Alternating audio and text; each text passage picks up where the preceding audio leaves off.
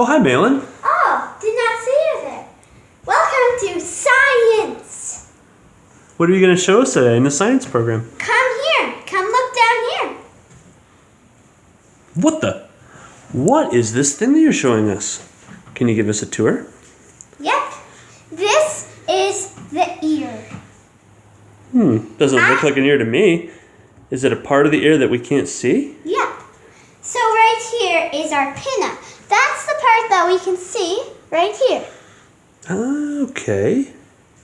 People have different sizes. They can have ones that go down, ones that are droopy, ones that just stay up. So they're like snowflakes. They're all a little bit different. And here's our ear canal.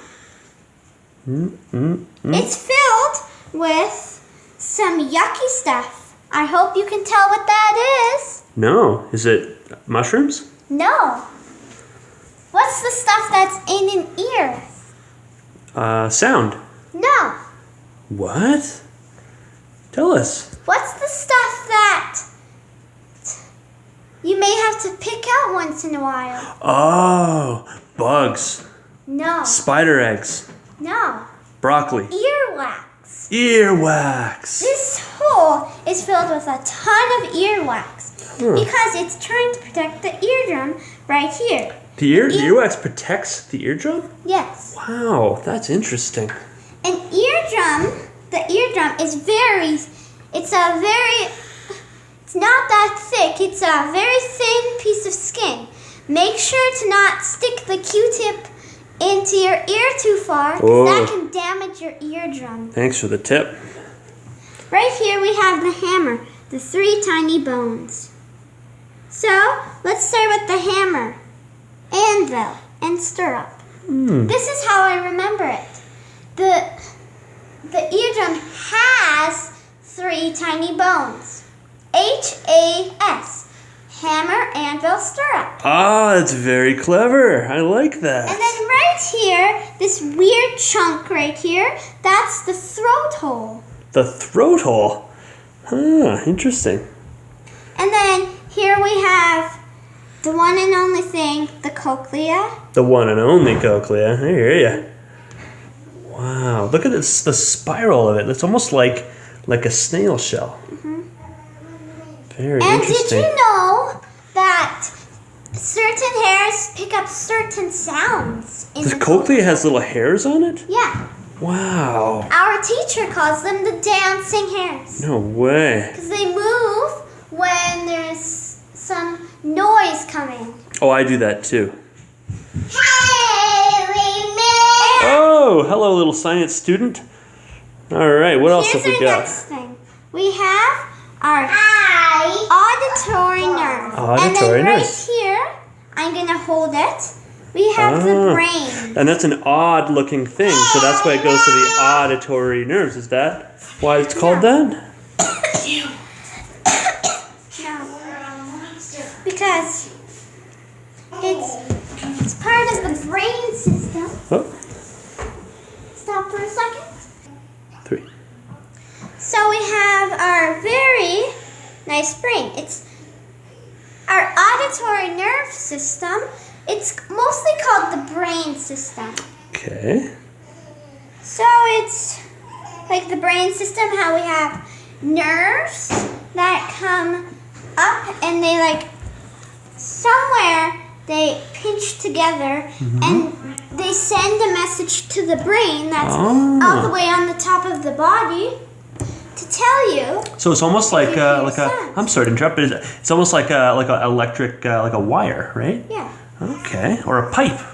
Yeah.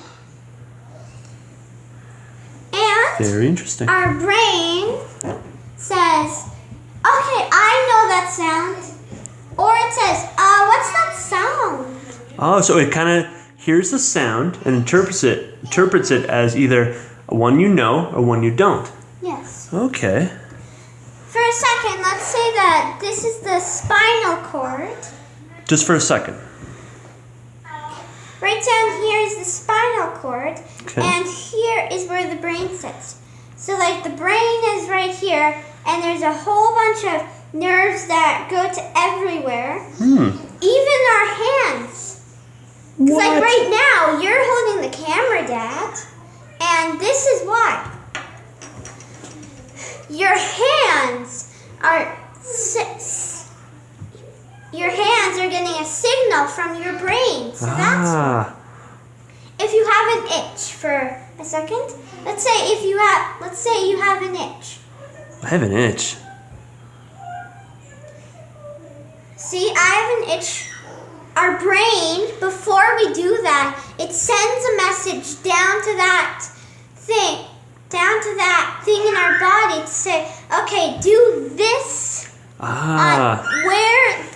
where this happened. So it kind of pinpoints, your brain knows Even where when the you're itch crying. is. Sorry? Even when you're crying. Oh, like your sister sometimes. Yes. Because she's 2. The terrible twos. Oh, yeah.